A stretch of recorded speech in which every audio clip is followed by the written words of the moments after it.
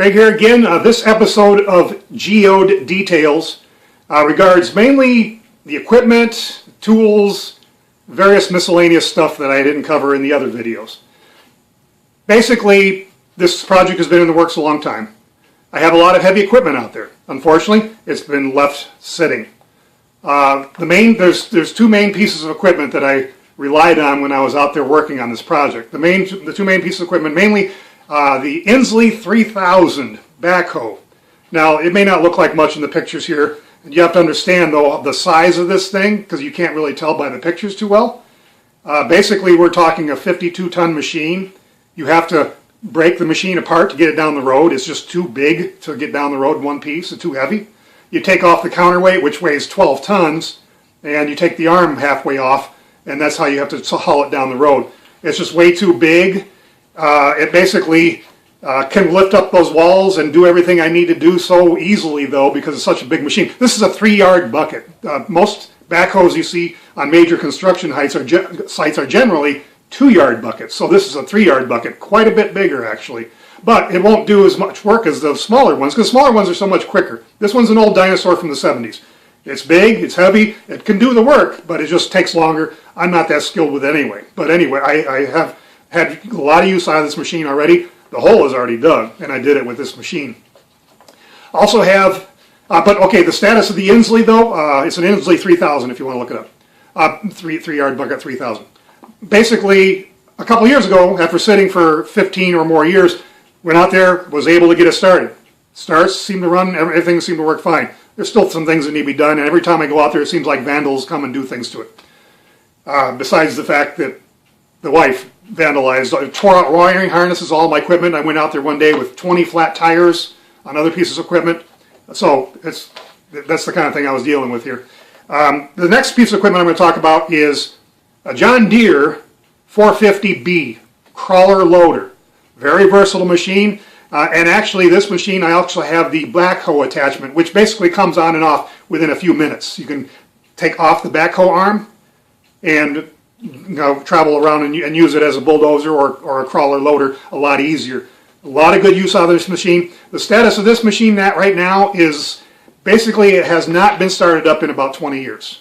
It ran great, and I got very close. I hired a mechanic. We went out there. The mechanic just wouldn't go out there anymore, and so it had a new starter. It had I changed the hydraulic fluid. I did a lot of things to it myself as well, but we still haven't got to where I just have to hire another mechanic to go out there and work on it. I'm figuring maybe a couple $1,000 to get that one going, assuming the undercarriage is still good. Getting mechanics out there and working on these things sometimes is hard on site.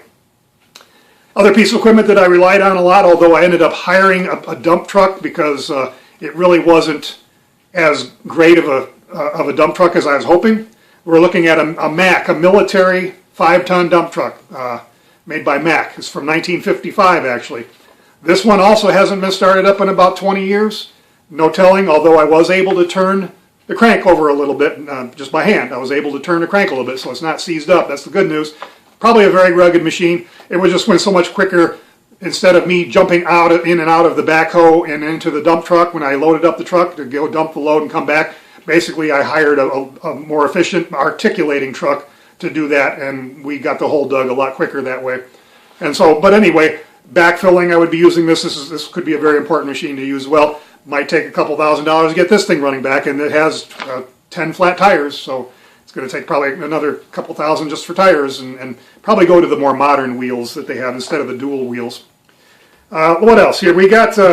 I got a lot of big equipment out here that she wasn't able to destroy, or tools such as this concrete bucket. This is a 3-yard concrete bucket. The idea is basically the dump truck comes, can't get to the site, or I have to put it up on the floor level, which the dump truck cannot get up there. Instead of hiring a pumper truck, you just dump 3 yards at a time into this, and I take the big Inslee and pick it up and hold it right over the side, over where it needs to be poured, and just pull that handle, and we can get concrete wherever we want it, and then just keep doing that. Three trips with the bucket basically, and conduit benders. I was able to find some things out there, tools that she wasn't able to find or destroy. A lot of things were destroyed or just gone, stolen. Okay, on another video in this series, I did a rather poor job at trying to explain this. Probably got people confused. So I'm getting another crack at it with my whiteboard. and made a little chart here to get you to understand this. We talk about thermal lag and geothermal effect, heat like a heat sink. Up at the top here in the black marker, we have January, February, March, so on, all the way back down to January again.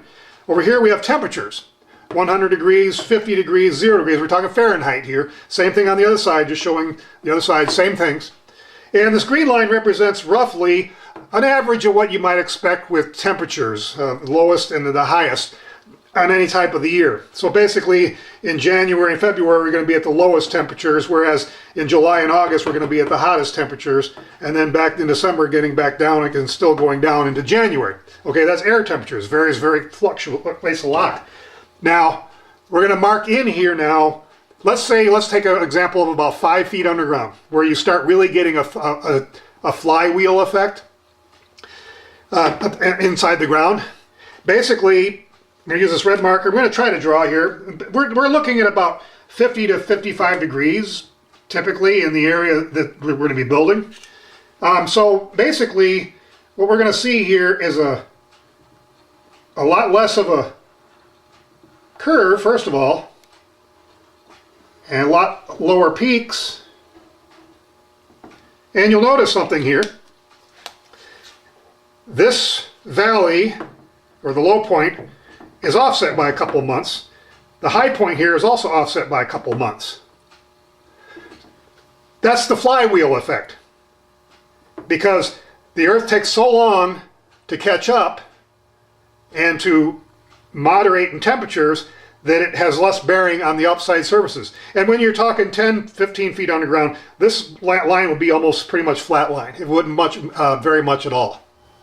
So this is what I was explaining, how you get a thermal lag in that earth-coupled pipe and how it can benefit you, because by the time March and April comes along, you might actually need that cooler air coming through that pipe, whereas you didn't want it coming through here in January and February. Same thing here. Starts getting cold and you're peaked out in possibly October or November. And so you'll be able to utilize that energy, however small it is, to benefit you from that thermal lag. Also, people are asking me about the ability of my plans to sustain scrutiny. Well, I'll show you something right after this, but also you'll see that these stamps, these are engineers stamped already, these particular drawings. So no, an engineer's already been over it, and we have already approval by licensed engineers. Some people are also asking about why all the plans had no interior partitions. Well, the idea behind this house is basically such versatility that I didn't even want to draw in partitions or kitchens or even bathrooms necessarily, because over hundreds of years things will change. And basically the structure is such that you can tear down any walls. You can build either steel or wood walls, partitions anywhere you want within the circles, or have movable ones. The point is, you can do whatever you want with it on the inside. Plugs on the outside walls are every 6 feet on the entire circle, and then that interior big column with the light boxes and more electrical gives you a lot of access to possible switch positions, light fixtures. The ceiling of the dome might have a ceiling of the living level with the waffle slab can have, in that walkway that goes around in the greenhouse, you have to go back and look, there's a walkway that goes around the greenhouse. I intend to have glass blocks cast into the floor all along in that, wherever they land in a dome, anywhere near the middle. I'm going to be casting a glass block directly into the concrete, so we get natural light like that as well. But light fixtures could be placed anywhere, recessed inside the dome ceiling, on all the walls. You don't have to look at these ribs in the walls. You could easily put plasterboard or something else, or even cloth. Maybe make it into a partial closet back in there.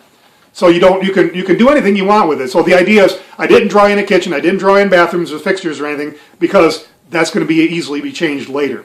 Bathroom is the more of the exception. There'll be several locations where they'll have holes in the floor with hookups for 4-inch pipe, for instance, or 3-inch pipe for water closets, and there'll have to be some plumbing chases going through the floor or walls at some points or another. But that could also easily be encased and changed around as well.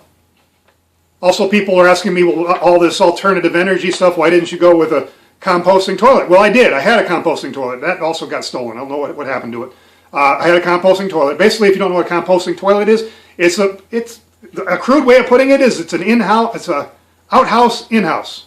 It's got a little chimney that goes up to the outside, and it creates an updraft through there. So you really don't get smells. And basically, there's a drawer you pull out there maybe once or twice a year, and it kind of looks and smells just like regular dirt by the time it gets done composting in the chamber and goes down to the bottom. Take it outside and throw it on the ground somewhere. So it was a more efficient way of dealing. And there's a lot of other plumbing innovations that I'm utilizing in this house. Just didn't have the time to go through all those. You may have seen this picture from time to time. This is an earlier design of Geode before I actually bought the radome. I didn't have it called Geode at this time, but anyway, it has the same basic open courtyard in the front, like a walkout basement. This one's kind of a bi-level. This is actually a second story back there. It's just got kind of short windows, but you can actually walk out into a slight little depression there, like a little hallway, if you will. You can just step out, and it has the overhangs needed for passive solar design. Underneath here is a staircase, which I'm going to show you in a second. Here's some ventilation pipes, and there's a lot of other things you can't see in the picture there. And I had a model made of this, but unfortunately, she destroyed the model. Here is a artist rendition that I did, of course, myself. Also, the inside of that particular house. Those glass windows you saw here are actually, that's right underneath that, the staircase. So it goes up to the second floor, and it's only a half story, basically, like a couple bedrooms up there. Actually, it's a small greenhouse. But anyway, these pictures here, this design here, represents what I intended to. I want this to feel like an outdoor space by using tree grading, circular staircase with grading steps, and patio block, paver block, like you might see out in a cityscape, with the patio block and the tree grading. I wanted this to feel like an outdoor space. Could even grow vines around here, if you like. So this is an earlier design that I'm not building. Now these are some blueprints from that same design, but basically you won't be able to see the lines very well on camera. This is kind of an aging blueprint. I did this in 1988. This is one of the designs I had before Geode, before I bought the fiberglass, the radome. And basically, you'll see this is all marked up by a bunch of red marks here. I had this critiqued by an architect. Somebody actually pretty famous, actually. And I sent it to him. He was nice enough to go over this for me and mark it all up. But I'm no engineer, I'm no architect, but I was very much learning, and I would very much have liked a good opinion about what I was doing. And for those of you who are in the know, those initials MW is Malcolm Wells, the famous architect for earth shelter design. Unfortunately, he passed away since then, but I was very fortunate to have him look over my plans.